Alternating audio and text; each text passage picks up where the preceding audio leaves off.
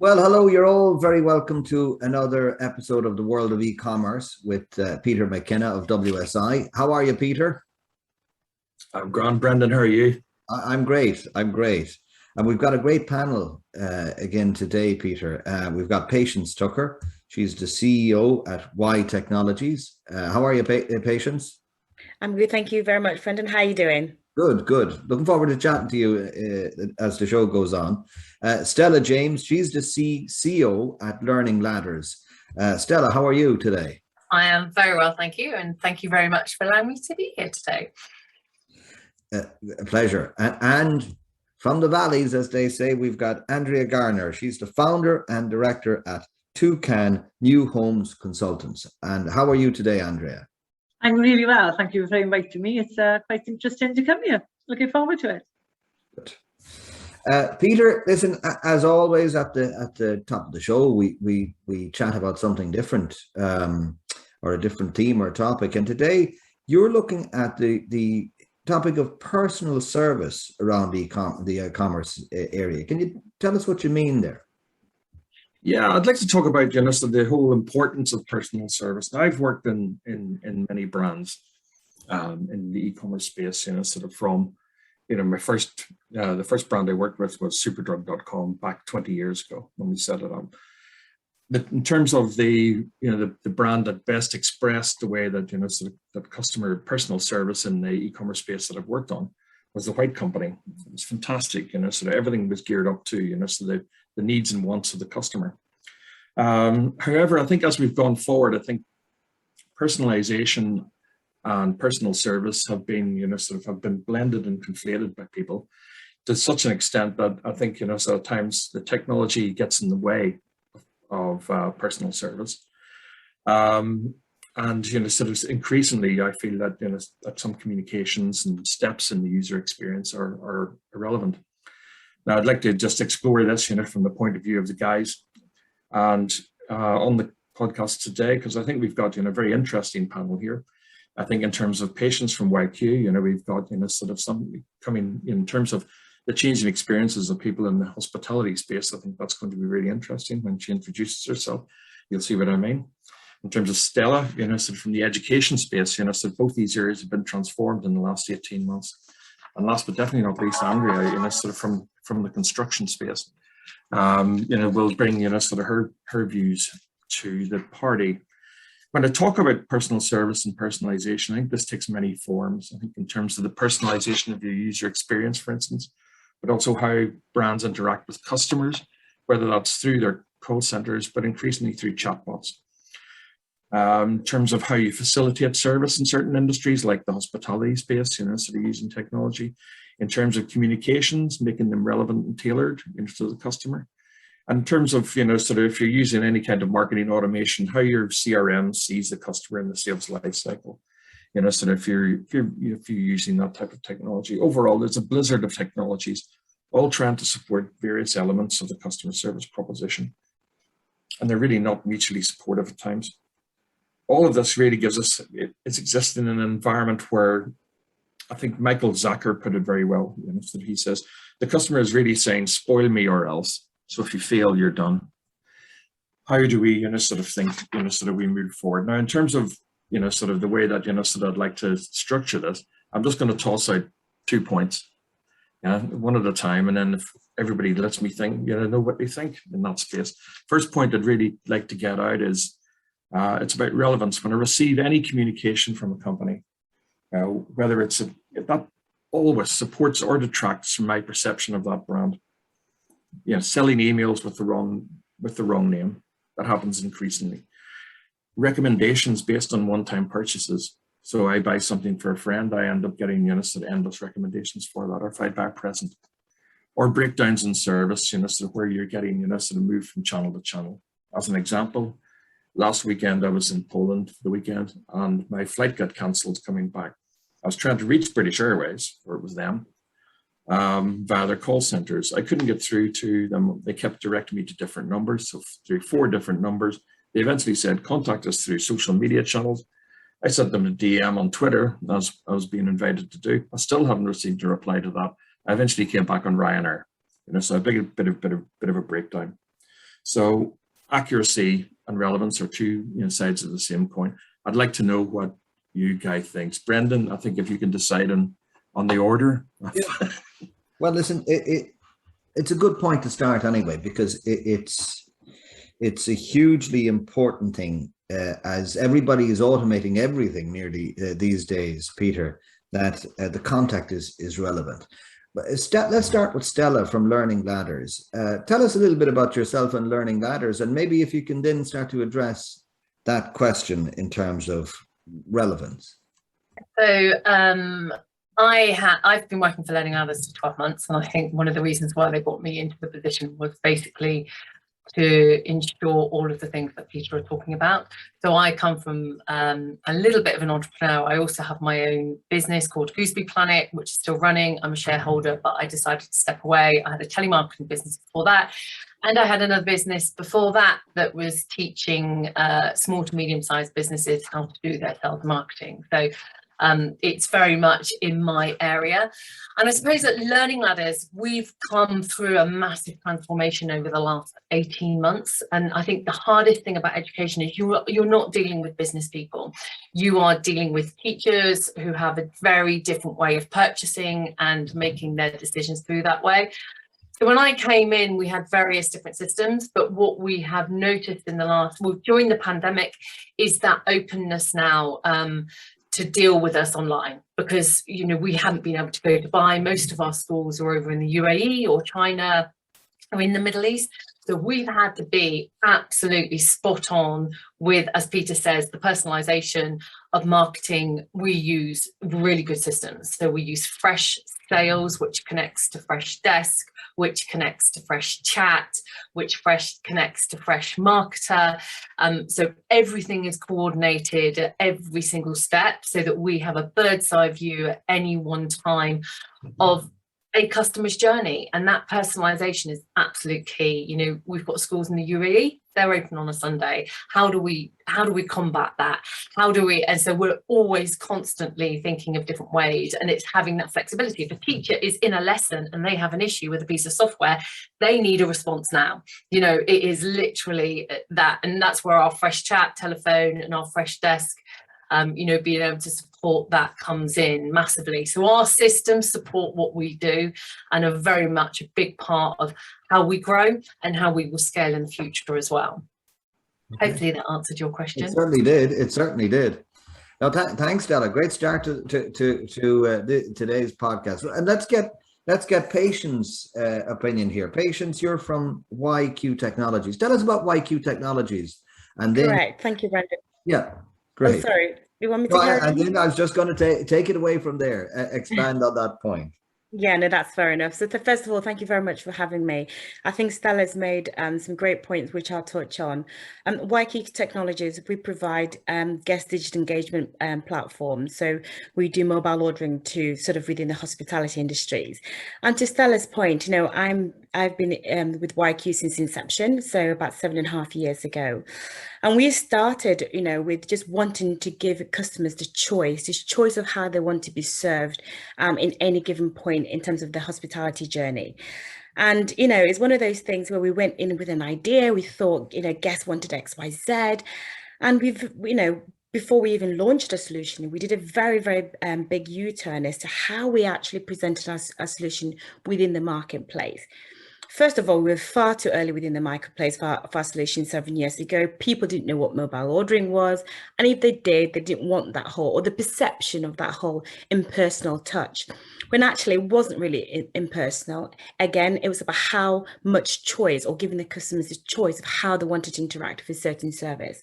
So I think what fast forward a few years down the line, and what we've learned in terms of what the pandemic has done, is really opened that out to the customers. And it's actually said to the industry, actually, me as a customer, please come to me with ways that makes it easier for me to interact with your services whilst I'm in your restaurant or in your hotel or even at the cinema. How can you make that choice easy for me? Because actually, I don't want to queue up anymore for F&B items. I want to be able to order, pay and leave. I don't want to wait 20 minutes for my bill once I finish eating. So give me the choice of how I want to do that. And I think, this concept of, of choice, of personalization is key, because where else, does this member of staff always remember to ask for your allergen preference, for example? Well, they don't. But with something like, a mobile ordering solution, that choice, that is always there. So, the system's always going to remember if you're gluten intolerant or what dietary requirements you have. And that is the start of personalization, because all of a sudden now, if you are gluten intolerant or you have some sort of allergies, you can set that preference. So you know that whatever establishments you go into, that choice or those choices are actually made tailored to you. So Peter, to your point earlier on about tailored solutions and not having to buy, a gift for your friend and all of a sudden you get lots of candles potentially, candle offers for candles down your doorstep. Actually, with system like mobile ordering or guest digital engagement, the venues and operators do have the choice to make it more personalized. And I think as technology evolves and as people's adoption of actually using their real estate, which is the mobile phone, to be able to do multiple things, means that you're able to offer more of a personal choice. So we as companies and operators and venues, we have to be very, very mindful of that and not just offer things because we want to get rid of certain things or we think that's what the guest actually is going to need. We need to be able to use that data, and we need to be able to personalize data, whether it's in an F&B environment or in a learning environment or buying a house or buying candles for your home. You have to be able to use that data better in order to make sure that you give the customers the right preferences, and more importantly, give them a choice of how they want to interact within your organization. Okay, very interesting. And Andrea, from thankyou Homes, your own background and your take on that point. But basically, my background is being in construction for the past 25 years in the selling aspect. So I've seen it from the big corporations to the small businesses, to the developers who want to come in and give that little bit more of a niche market, capture sort of the millionaire client. But I would say is that I decided to 12 months ago having a life change situation personally myself to step back into work. And basically, I wanted to do it with educated developers that what does it mean to be a small developer building responsible. And responsibility comes from many aspects, whether it be from the technology side or building a house to what people actually want. So with the big corporations, you get very limited choices. They've done their data analysis and they basically give what they need to give. They build what they need to build. And it's large developments. They service the industry in construction super well. They also make sure they're very efficient. They can build a house within 16 weeks and somebody can put their keys through the door and start living. With a smaller developer, more family run, there's much more challenges. And with it being a competitive industry, those customers expect when they're paying a bit more to have more choices. So the service side of it is terribly important. But balancing the service side of it with the budget, with the materials going up, with all those things that affect the margins and profitability, it's basically you can have everything as long as the customer's willing to pay for it. And then the delivery of when it's going to be built, everybody's suffering delays in all sorts of the industry these days. But what I would say is that you mentioned something we want everything perfect today, and we do. We are now almost in 2022, but we're expecting a service of the Butland industry that was in 1920. Our expectations are so high today that we build houses which consist of 1 million or trillion components that sometimes are set to fail, and yet we as customers expect perfection. We've got to define perfection and what service supports that. Now data is terribly important, because data will shape your vision of your company. Data will tell you what not to build, what not to waste your money on. But then again, you have to make sure that you've got a workforce that is trained to understand the data. Everything's looking great when people have the chats online, the ordering facility. It's the perfect world. We see the adverts, we make sure those brochures and the information is perfect, until actually behind the data is people working it. And people make mistakes. They get the wrong account number in, they move the money to the wrong place on the completion day, the wrong kitchen has been delivered, the electricians have changed during the work cycle and had new contractors in, and the wrong sort of moments have gone in for the customer. So basically, it's very much, I believe, training behind the background of how to make things better and easier. So relevance of customers to be satisfied is very much based on how accurate can we supply in the supply chain the right information to get to the right product. Okay, very interesting.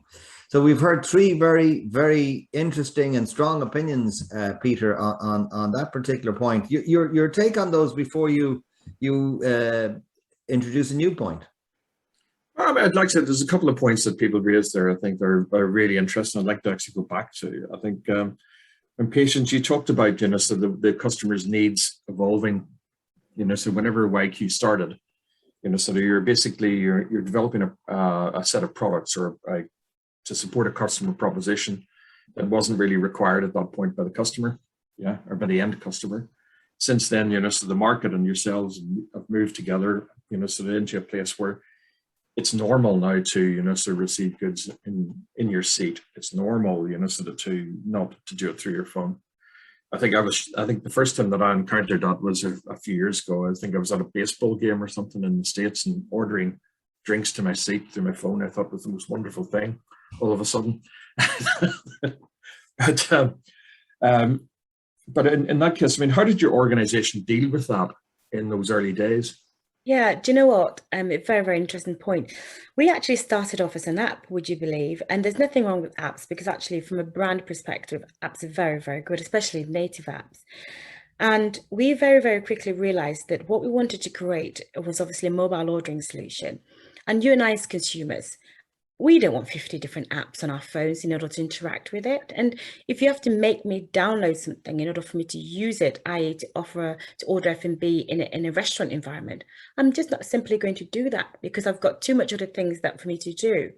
So when we're about to launch our app, you know, we recognized that we couldn't compete with the big apps such as your Starbucks apps or your Costa Coffee apps, for example. So actually what we wanted to do is we wanted to work in tandem with them. So if a customer wanted to order within those big establishments, they could do it easily so without them physically having to download something. So then we decided on the progressive web app. And the progressive web app literally meant anywhere you are in the world, as long as your device is connected to the internet, whether it's a laptop, a Kindle, a mobile, you're able to use our solution, you're able to order from it, order and pay and use it.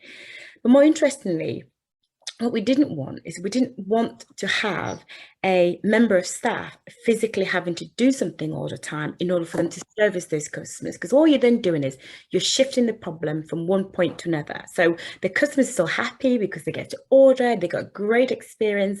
Then you have the members of staff in the back office going, oh my goodness, I've got all these orders, I have to physically do something. So having things that have a direct integration into the point of sale on this establishment is very, very key, because all of a sudden you have a complete automated view. So where we were, you know, we were probably a bit naive in our thinking, going, it's okay, members of staff, they can do this, they can, you know, type the order simply into the POS and it works. Well, if you're an enterprise customer and you've got lots of staff running around, you don't want to do that. The whole point of this solution is to make that whole customer journey very easy for the staff and for also the customers at the front end as well. So our journey, in addition to getting the product right, the integration right, was all about educating the market. You know, we came with a product where we're saying, hey guys, hey hospitality industry, this product is here. This is what your customers need. And they're like, no, we want a more personal feel.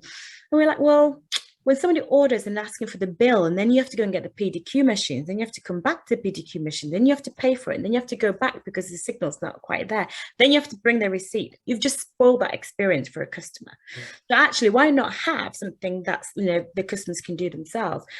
And, the pandemic has just been an absolute blessing and a curse for our industry. A blessing because it means the adoption of mobile ordering has increased. I believe I read it somewhere by 5 years, which meant that the 7 years previously that we've been trying to educate the market, in 1 year, 2 years, is all of a sudden the market's caught up in terms of our solution. And not only that, the hospitality industry, whereas typically has been, the system's been quite legacy driven system, they now have to come up to the 21st century. They have to be able to use technology to bridge that gap in terms of how they're going to manage services from a customer's perspective. But more importantly, staff labor shortage. You touched on it, Peter, in terms of trying to get back, couldn't get hold of people. Well, you can use technology to bridge that gap, but that technology can only ever bridge that gap if you have somebody in the back office driving that technology. So it's a marriage, I guess, of systems and an automation of systems for that to work, which requires a certain number of human intervention, but not as much as it used to be, because there's just not people there to be able to service this industry anymore. So technology has to come to a certain point to be able to help with that. Yeah. Okay. I mean, and just to touch on, actually, to riff on from that. Stella, you raised a couple of points in, whenever you spoke earlier. And in terms of, buying patterns from schools, I understand. I used to be a school governor, so I understand completely, the complications they're in. But you touched on a particular point whenever you were dealing with schools in the UAE, that, so they're working on Sundays. So clearly you have to provide service on Sundays. Do you provide that as a staffed service, or do you provide that automated? Do you use technology to support that, or is it on an old-fashioned call center? It's a bit of, we don't have a call center, but it's a bit of a mixture of everything. So we can have somebody that's actually physically on the end of the chat, or in our service desk, or working on a Sunday, because from a sales perspective, it's a positive to have somebody on a Sunday as well. So it's an opportunity to talk to businesses when other businesses aren't, because of the Monday. Our chat's incredibly popular, and if somebody isn't there, we have some service level agreements within our fresh desk, so it creates tickets automatically. We do have automations. We use a lot of automations to support the schools. So, if there's an article or something, we have a big support center. They can literally ask any question and it will come up with videos or tips or that type of thing. So, we try and support teachers in the best way that we possibly can. It is a challenge, don't get me wrong. It's not always foolproof, because you're dealing with a degree of human error, but you're also relying on that automation and that AI and, just using bots and things like that within our fresh desk. But generally speaking, we managed to, to meet our service agreements so that we can respond to the teachers as soon as we can. And again, it comes down to that personalization, that we can see the history, we can see what's going on. If a ticket's closed, it opens straight automatic. So we work very much about how we use technology to help us support the schools in the best way as well. Good. I mean, I think that, also, was echoed by Andrea.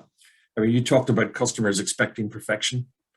And I think, it was interesting the way that you described it, where, the use of data, because data effectively, in that case, it defines the choice that you need to give customers, rather than being, rather than you being reactive, you're being determinant. You're saying, okay, I'll use this data to decide what I offer. Is that a fair point? It is a fair point, because when you see a piece of land on your table as a developer, you've got a very romantic ideas from the land guys. We can build this, but actually you've got to understand what the culture is in that village or that town or that city, because what may happen in London, as we all know, is very different to what would happen down here in Wales. So your data is so vital to understand your customer. The buy-in habits are different across the country, and you've got then, as a new developer, you could be quite emotional in the fact you want to give everything, but then the reality strikes in. Hang on a minute now, everything costs a lot. So it's about understanding desire versus control and containment, and all of that has got to be supported by what we've got wonderful today is data. You know, all that would have been done by market research 30 years ago, by people sitting there with their pens and their tick lists and their weeks and months of analysing, if you recall. You know, some people are not young enough, I know, but basically, you know, I'm of an older generation and I value data so much. You know, the land registry now, as soon as you buy a house, the land registry is practically updated within a month, whereas it used to be 6 months. So, you know, the surveys for valuations, you know, we've been through one credit crunch in 2008, and we're in a boom at the moment. So surveyors will be very cautious. You know, they have their rules to follow, but they will have to make sure that when they value a house, it's based on facts, and they have to revert to data, which is now available for them, which it wasn't before. So from my industry that I'm working in, making sure we take away the emotion. And because at the end of the day, you want data to supply the majority. If somebody wants a black kitchen, that's fine, but actually it's a minority choice. So you've got to be very careful then what you use in order to take the emotion away and satisfy your margins. Great. Fantastic. I think that use of data as well takes us nicely into the second point. Second point I wanted to talk was, you know, sort of yet another industry buzzword, which is AI. It's a fantastic buzzword, but if you told your customers that you're using a computer program to help decide on their next purchase, or to, you know, help them do whatever it is that they're trying to do, I think they'd be, you know, sort of less impressed than, you know, when you talk about artificial intelligence. As professionals in the space, you know, so we like to talk up the benefits of AI or machine learning or whatever you would like to call it. My own experience is mixed. I think whenever I look in terms of digital marketing, some of the really interesting work being done by Google, particularly in the advertising space, is extraordinary in the way that, you know, so that you can, you know, so that you can access learnings and facilitate, you know, sort of choice, you know, sort of virtually randomly. I'd like to sort of really, you know, sort of think, you know, sort of hear your ideas, you know, sort of about, you know, so these concepts in your space, and, you know, so that do they have relevance at all? I don't know. Shall we start with Patience this time? Yeah, sure. I mean, look, AI is here to stay, whatever you call it, you know, contextual integrations, conversational commerce, it's here to stay. We're not going to get away from it at all whatsoever. I think it's really important actually to have some sort of machine learning as part of your technology stack, because, you know, as we already know about the pandemic, you know, people's skills and what people had before, people just don't want to do certain jobs anymore. So you're going to have to start relying on other use of technology to bridge that gap. You're going to have to. It's coming. It's there. It's just about how well we actually, you know, marry that particular AI and how well we take it to the next stage and within different environments. In our particular environments, in the hospitality environment, I mean, it's a dinosaur of environment. Everybody knows that. However, over the last 2 years, it actually the whole hostech, this whole world is so open now to different uses of technology that it's actually really exciting. And, you know, operators and venues want technology, they want AI, they want things that to make their lives a lot easier, whether it's all to do with suggestive selling, so that they increase the average value of an order that comes through the platforms, or increase, you know, the margins that they get, because actually they can put everything on here. They can, you know, upsell guests without a physical member of staff doing so. All of that is so important, even to the point where, you know, in the back office, where they can actually predict how many members of staff they're going to need on a certain day or on a certain time. All of that is so important. But AI is not just about, oh, you know, you land on Google and you search on this, and all of a sudden it follows you through the pattern. You know, AI could be about just what technology is available to make your whole journey a lot easier in terms of an operator. And therefore it could be a simple thing as, you know, conversational commerce. So rather than you type your order in, why would you not want to speak your order? For those people that potentially can't type their orders in, but they can actually speak their order through their own device, and that order then gets converted into a typable order straight to the point of sale. That's AI, but that is not revolutionary. It's about how you link the systems together. And that's what we try to do here at YQ, which is mobile ordering started as one thing, but the evolution of it is so much important. You know, linking home delivery partners into your solution so that as an operator, you have a full service solution available to you. That to me is what AI is about. And that is what makes it valuable for operators, because they actually get to use something that is tangible for them, and they can see the margins, they can see the operational efficiencies, and it makes, you know, their lives a lot easier when trying to service customers. Brilliant. Fantastic. Stella, your take on that? Oh, there's a lot of what Patience has just said that, you know, I would absolutely 100% agree with. I think AI can be used in some incredible ways, but I do also think as well, you have to be very careful with that customer relationship line and how it's used. So, you know, we use it from a digital marketing perspective. Peter, you've already touched on that. You know, it scores leads, you know, we can see the opportunities that are coming through. But I think the most important thing, and Patience, is the trends, because once you know the trends, you can then make very defined decisions based on those trends, you know, because data will tell us it can tell us in what we want to, in a positive sense and a negative sense. But if you really analyze that data, you know, for example, you know, we track everything that comes in from an inquiry point of view. So I then go, right, this works, so that's where I'm going to spend my money. You know, a service desk, we know the times of days and the mornings and the days that, you know, we need to look at putting staff on, for example. So it's everything is mirroring what Patience are saying, but just in a different industry, you know. And in the last 12 months, gosh, if you had turned around to a teacher and said, I want a Zoom call with you, you would have been laughed out the place. They would have just gone, forget it, we don't do Zoom calls. You want to talk to me, you get on a plane, you come over and see me. You know, so I think in lots of ways, you know, even Zoom calls, we can analyze that. We can analyze time. We can analyze how much we spend, you know, this cost savings in technology and using that.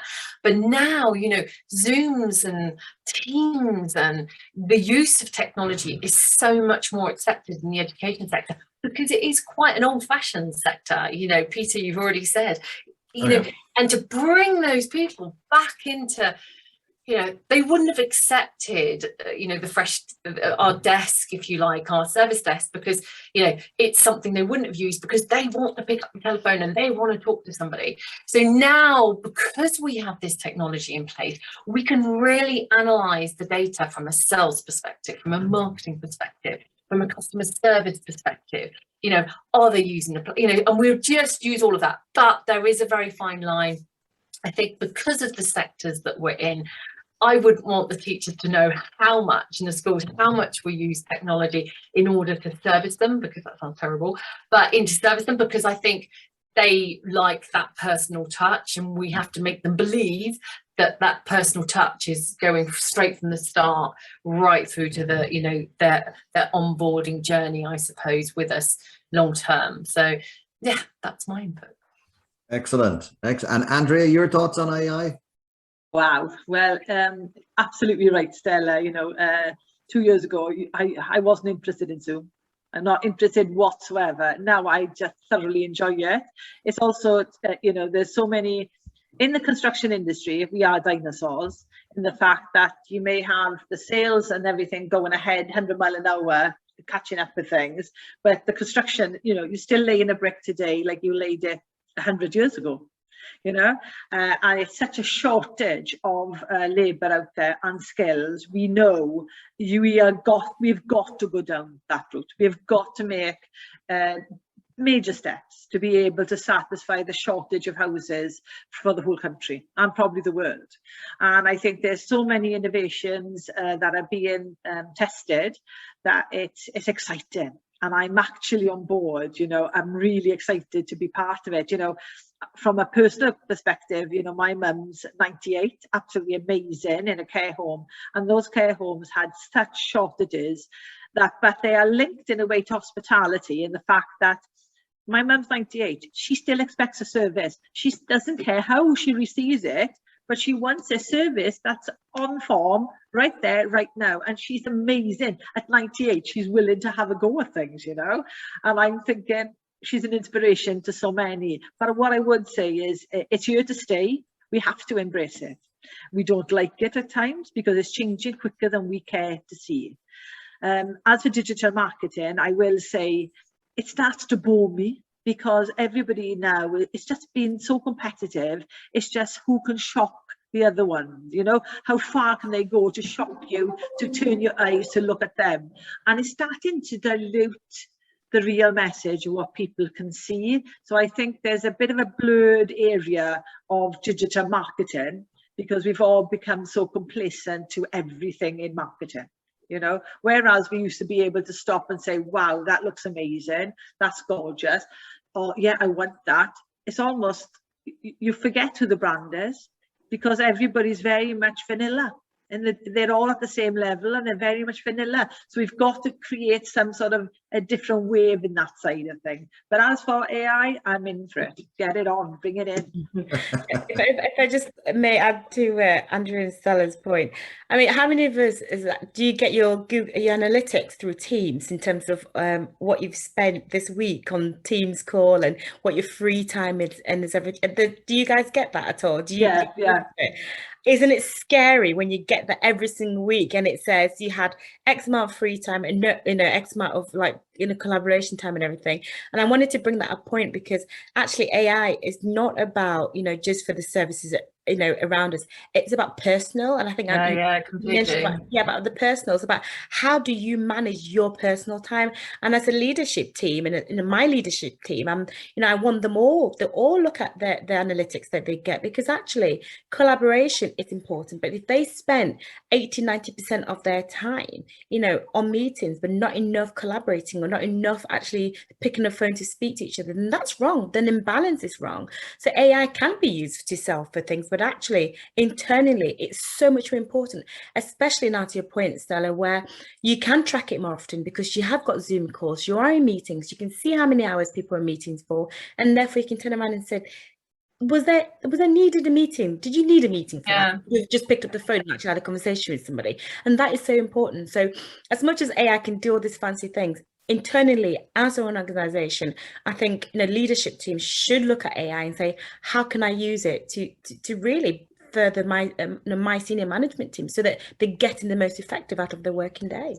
There is a problem with that. Sorry if I may interrupt. There is one problem with that when you're in the boardroom and you see all these the data from those meetings, because they are fascinating.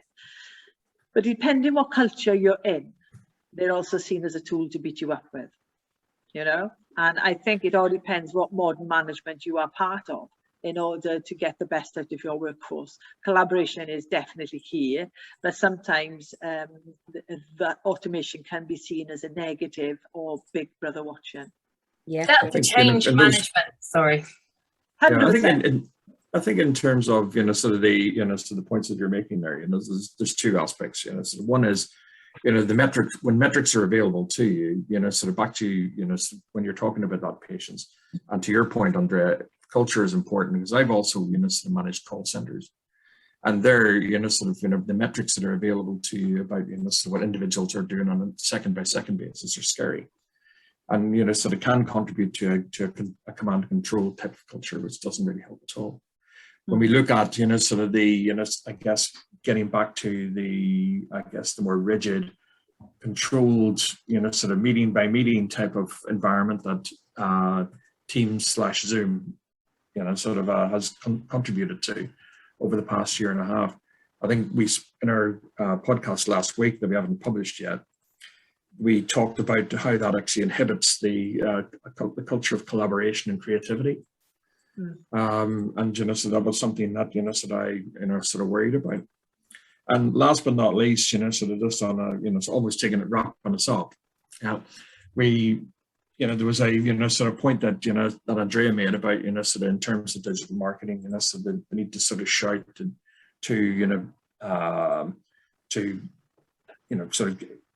shout to shock, to sort of get attention by screaming, "This is me."